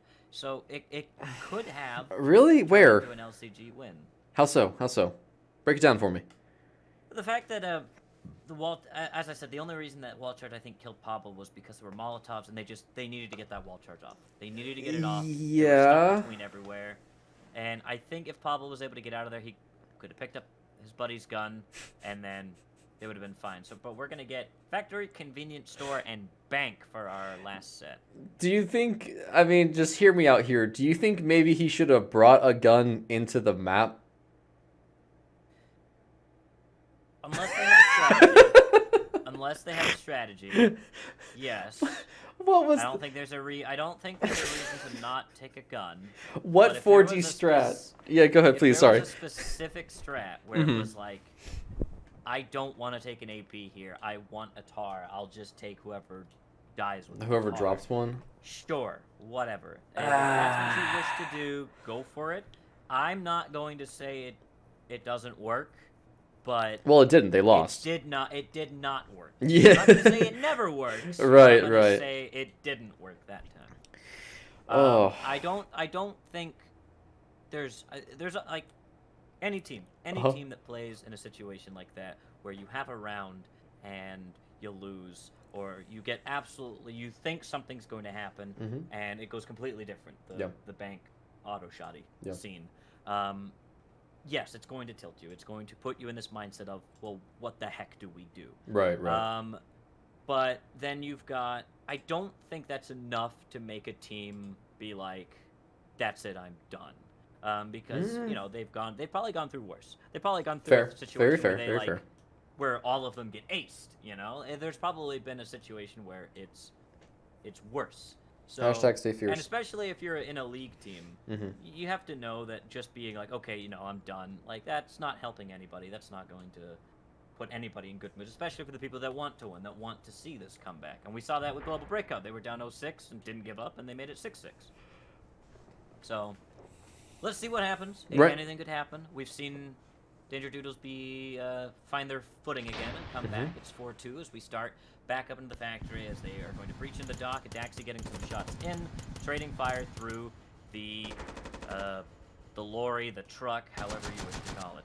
Admiral's trying to sneak his way onto the fan here, but Ty's actually already kind of sniffed him out, and he's just watching super close here. I don't know if he's going to see him or hear. He definitely hears him, and Ty lights him up, doesn't get anyone, but back here on the dock boiler area, again, like you said, Adaxi just playing this very nice slow bleed game.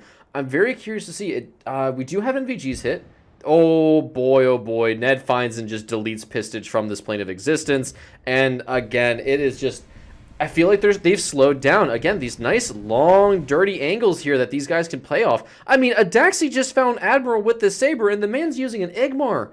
How are you supposed to handle that? These guys are just making it look like another day in the office. They flashed the wrong truck, which is fine, because, I mean, Adaxi's happy just sitting there. Now, the question is, do they hear him? I don't think they do, so as long as they continue to hold this angle... Again, they haven't even seen E-Boy, who... They don't even need to, because Adaxi's just making short work of this team. Kuko, the last man alive. The Kuko, the last man on the attacking team, dead.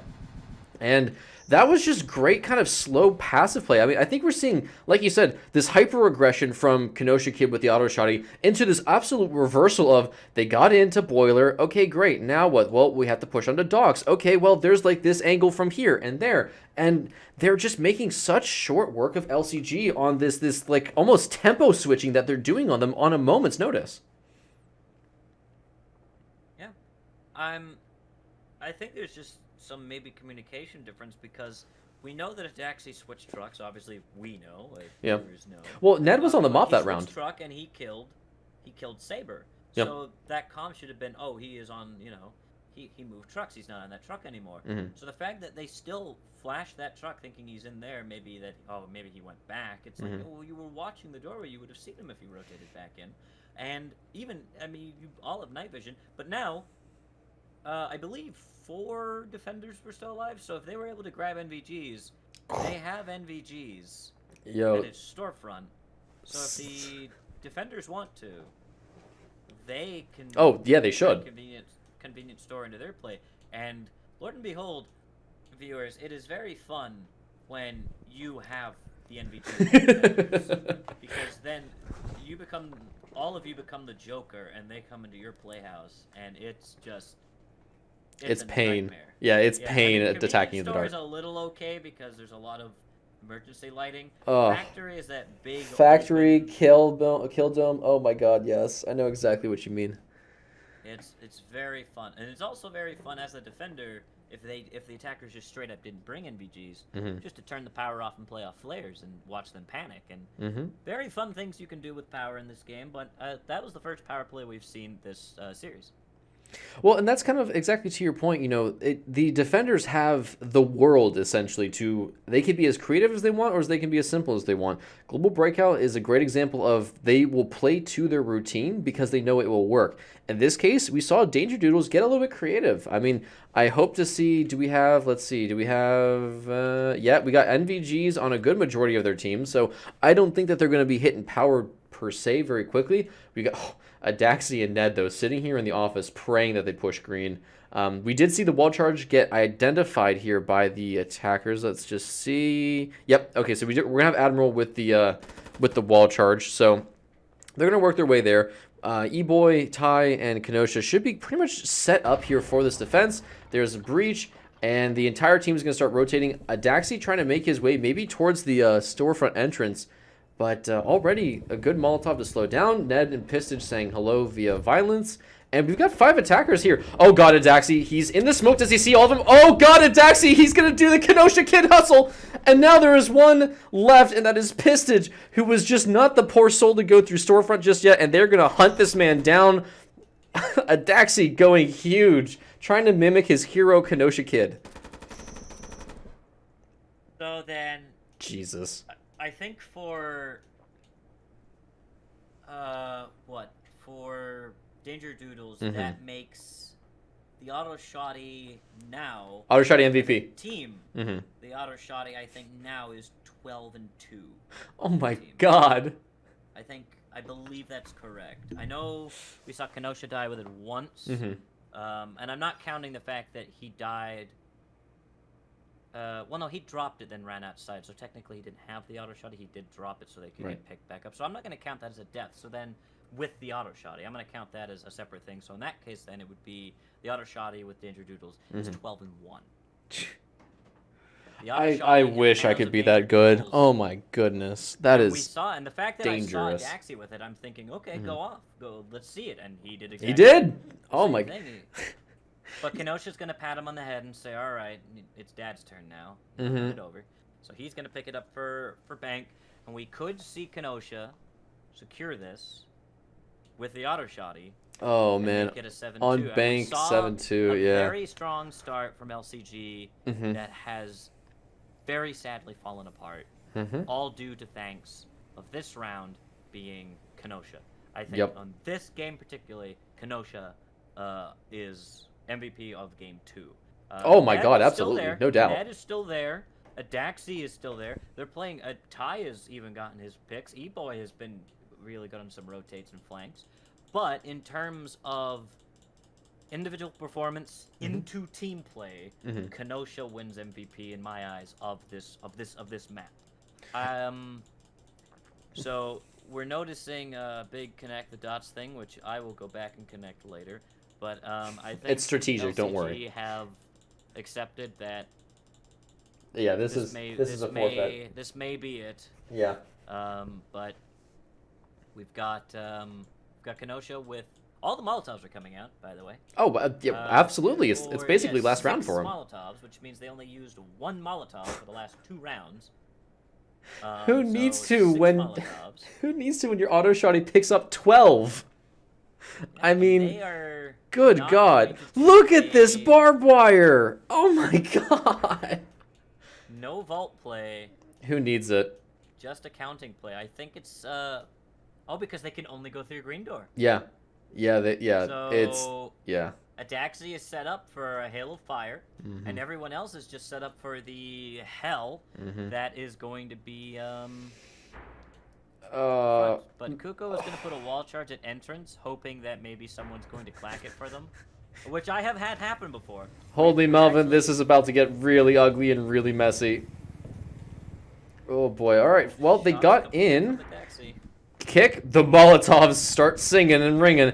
Lynn falls over to Ned. They've got E-Boy on this long angle with the Saber, excuse me, and so far they've gotten in. They've managed to get in, but I'm like, these barbed wires and Molotovs are just absolutely nuts so far.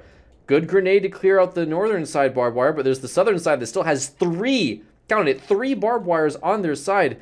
Again, Adaxi, Ned, Ty, and Kenosha just waiting and praying that they try and push into this accounting. Flashbangs go out. Adaxi with the knack gets one. Needs to get some coverage, but no. Hang on now. It's not over just yet as Pablo, Pistich, and Kuko start making their way through. Only one man left, and that is now going to be Kuko on the attacking side. Ty going to try and find him? No, he doesn't.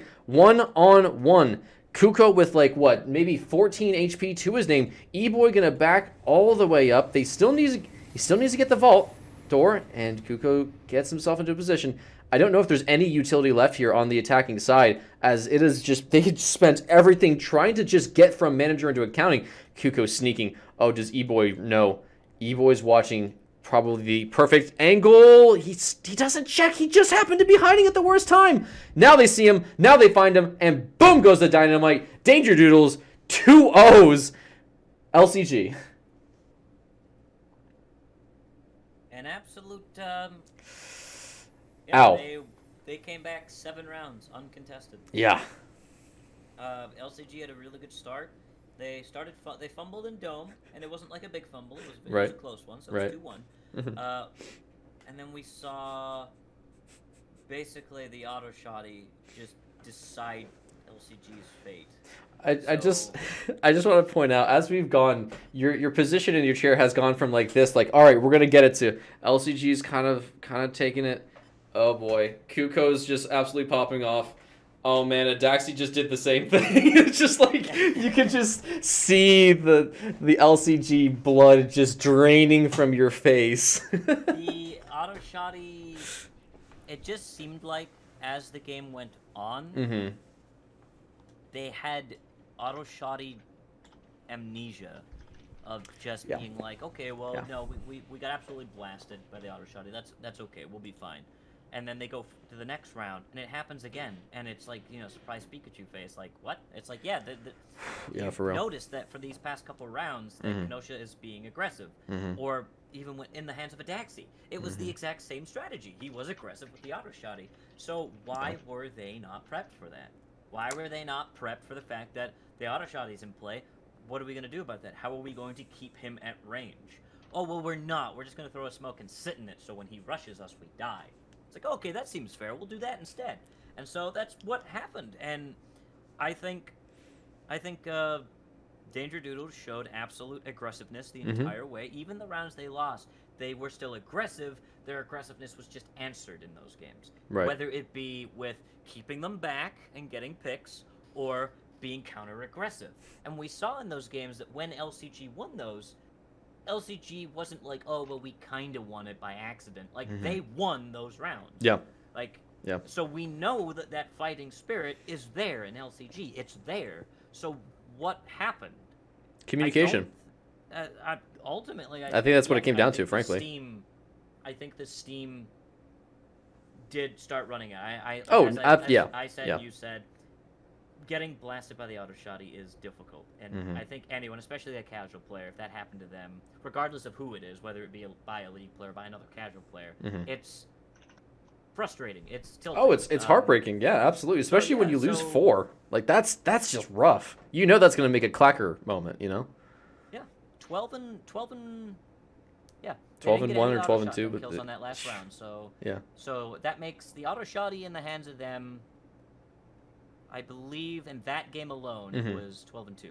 That well, I mean that's one of those like you show a newer player like, hey, this is what the auto shotty can do. It's like it's amazing. It kills everybody, and then you actually put it into. I almost want to say that like that was like when you're showing the graph chart of like how often and how good the auto shotty does. Like what we just saw was this outlier of it just goes hard. Usually you'll see like, okay, it kills 1 and then you trade, or it takes 2 and then you trade out and die afterwards. But no, this was like a 12 and 1. Anyone who touched it on the DangerDdoodles side just annihilated the entire LCG team. Like they didn't even get a chance to play. Attention think casters, would you like to interview Gravy? Yes. Yeah. Alright. Before we get an interview here, Yes.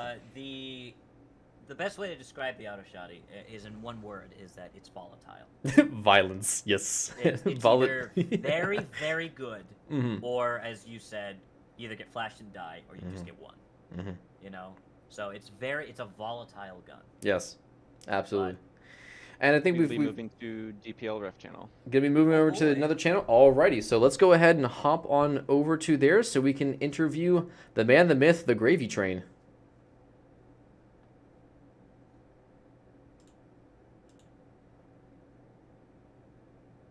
There we go, and we have transitioned. Oh boy, Oh boy, oh boy, oh boy, I'm so excited. so excited. My first question is going to be, what was the auto shotty and how did it feel in the hands of your team? Happened. What happened? What happened? What happened?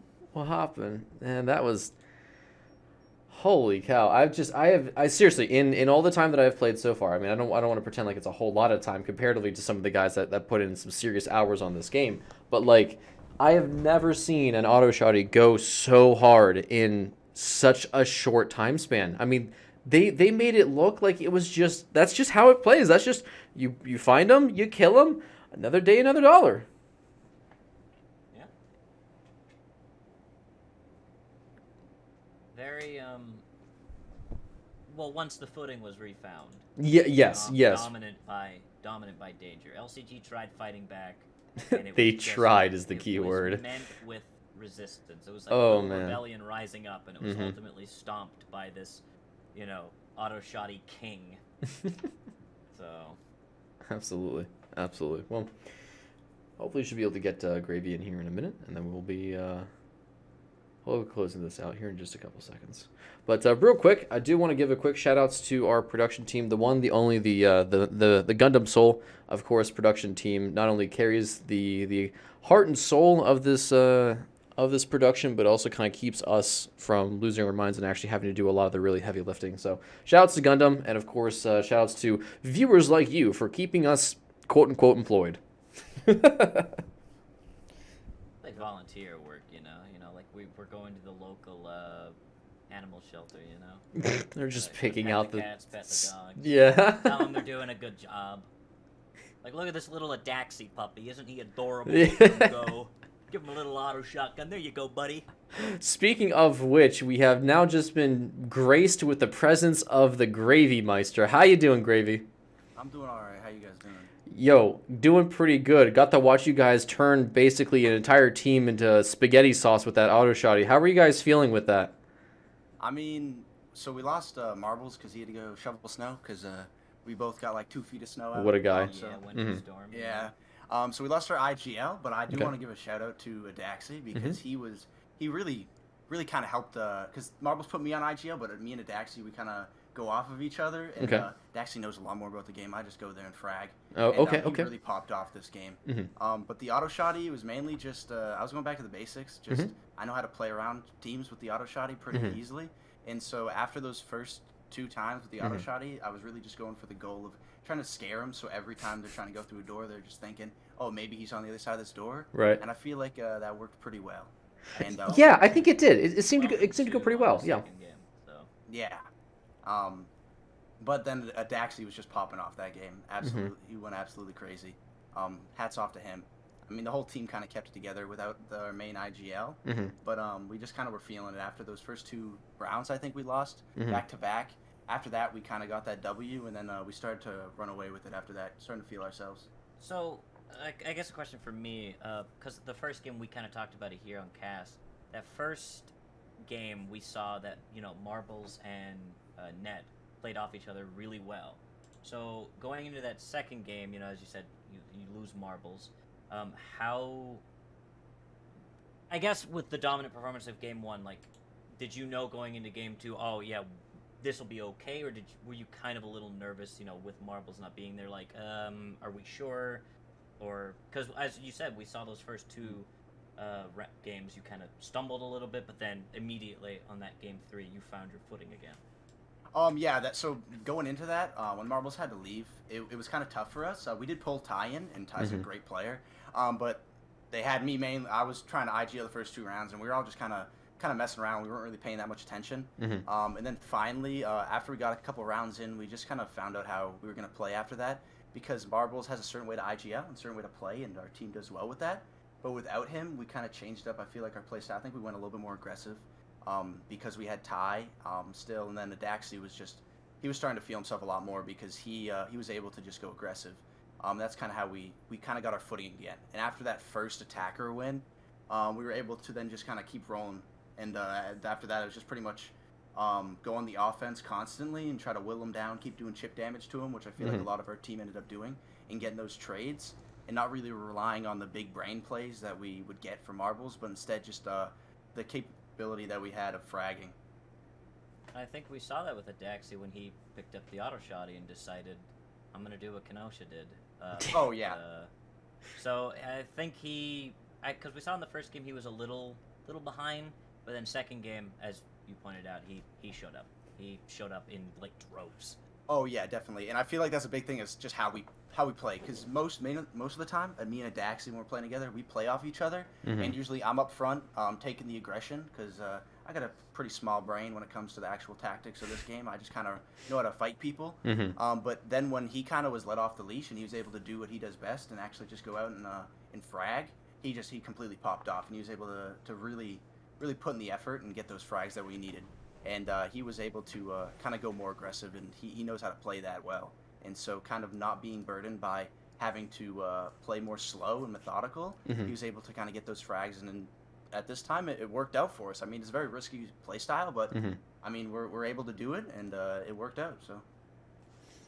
Very nice. So I know, just kind of taking a quick little look at the bracket here. Obviously, you guys are in the losers bracket, and you guys will be playing against the winner of Global Breakout versus Yakuza. First off, which team would you say would you prefer to play? And then what can you kind of take from the matches and the games that you've played so far into that one to kind of give you that advantage? Again, it's a best of 3 in the losers bracket, so first to die, first out too. I mean, that's a good question. We really don't have a favorite to play against. I mean, personally, I'm not trying to throw shade, but I kind of want Yakuza to win the game. Okay. That's just because. But honestly, we're just gonna go out there. We don't really have a specific way to play against other teams. We're just gonna go play our game and see if we win more rounds than we lose. And at the end of the day, that's kind of how we kind of play the game. Both teams are very good, and we don't have the best record against either of them. But honestly, we're just gonna go out there, play our best game, and see what happens. We're not really focused too much on that. We're just trying to go have some fun, see what we can do. We definitely can win, but if history repeats itself, we're gonna be going up a very steep hill climb, and we can do it, but it's just gonna be tough. You want good news or bad news?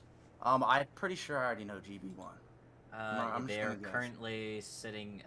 Yakuza is in an unfortunate 4v5 situation. Yeah, no, I saw that at the end of the game. I Yikes. popped in there. A little sad, but I mean, it is what it is. Yep.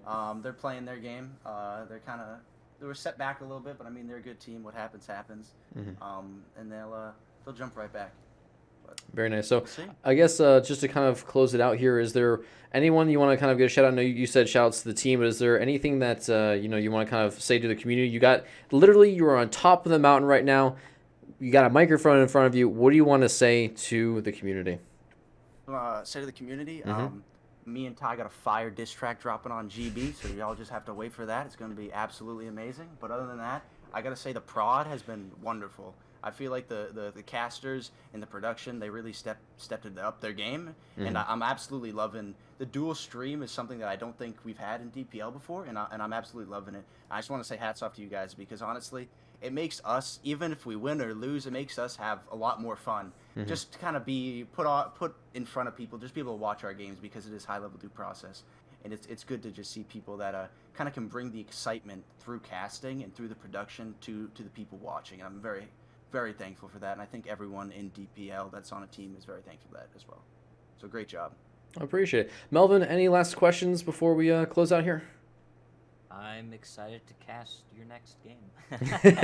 So I hope something I do want to say to you is I'm excited that you guys have honed in on kind of revolving, not really around it, but being very strong with the auto shotty, because that's something I was harking on at the beginning, was that we don't see teams utilizing it really well. It's either a one and done, Yeah, or they're very flash much, and yeah. killed, or they just don't pick it up and they have their own plan. Oh, yeah. You guys picked it up and you're like, no, we have a plan and we're gonna do it and we're gonna hurt them with this. So I'm actually very happy that you guys can make the auto shotty work, use it correctly, and absolutely benefit out of it. Yeah, So that is absolutely. my props to you. Could I add a little bit to that? Go I just for want it. to Yeah, say, please. I mean, not gonna lie, not trying to put the team on my back here, but I mean, I did kind of revolutionize the auto shotty game. Marbles, he knows, and I mean, Daxi knows, everyone on the team knows. They give me the auto shotty. They call me the chained pitbull. When they let me off the chain with that auto shotty, I can work wonders. And I mean, it happens pretty much every game. I'm Nice. able to Yeah. sit in front of a door, and I'll just be like, yeah, I'll get 3 or 4, and I'll get 3 or 4 that round. And so And I even if kinda- you just got 2, it wouldn't Yeah, matter. even It's 2 is still- still positive. Yeah, I Absolutely. got 2. I remember one round I got like 1 or 2, and I did damage. I did like 60 damage to 2 other people that first game. It's just one of those things where I'm not the best at knowing how the game actually works, but I know how people push and know how teams like to clear rooms and stuff like that, so I'm able to play around with the auto shotty. And I mean, Daxi can do that just as well. And he's been kind of learning from me, and he's loving the auto shotty now. Excellent. Well, again, Gravy, the Kenosha Kid, I appreciate it. Thank you so much for joining us for today's cast. Appreciate the interview. Look forward to, again, hopefully Melvin can hype you up here for this next match, because it sounds like you guys got quite a lot of homework you got to do against Global Breakout, but definitely look forward to seeing you guys for the next one. Thank you. Great job, everybody.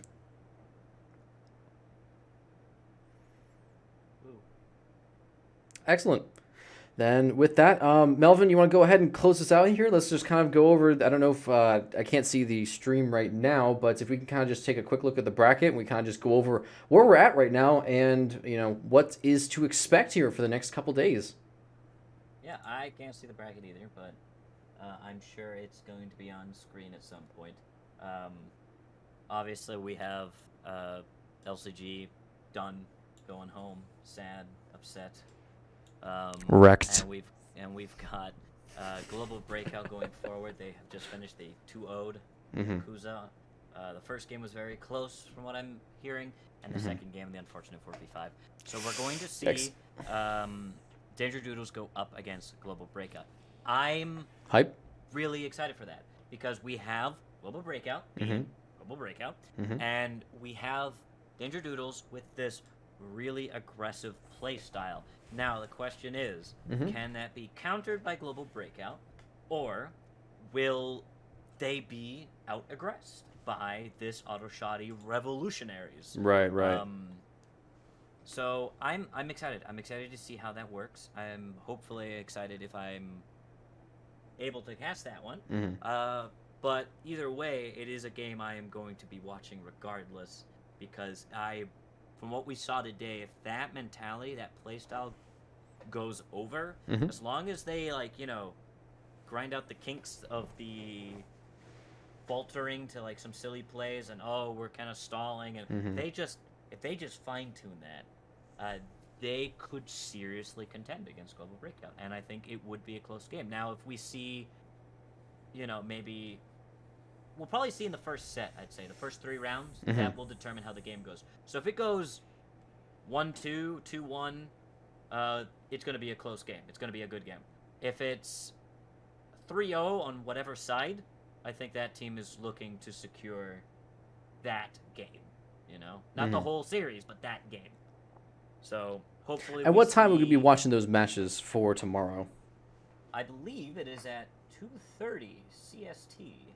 Which is 3:30 Eastern Standard Time. And then we have the Gnomes Katura is Sunday at noon Eastern Standard, or I guess that would be 11 a.m. Central. Yes, 11 a.m. Central for Gnomes versus Katura. You will have Boxy and Fellow and Ikazo doing production.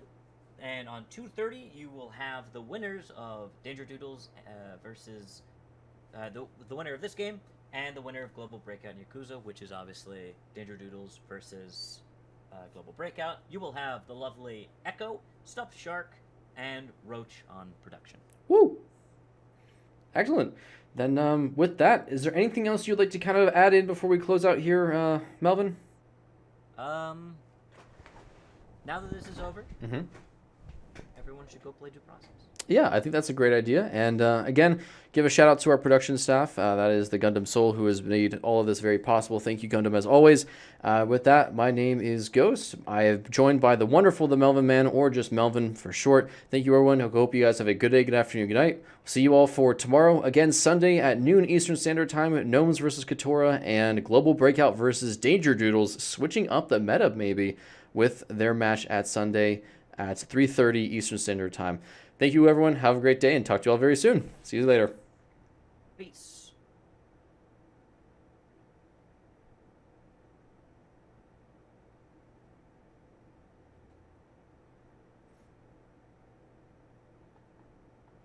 You guys can stop waving. I just did an awkward stare.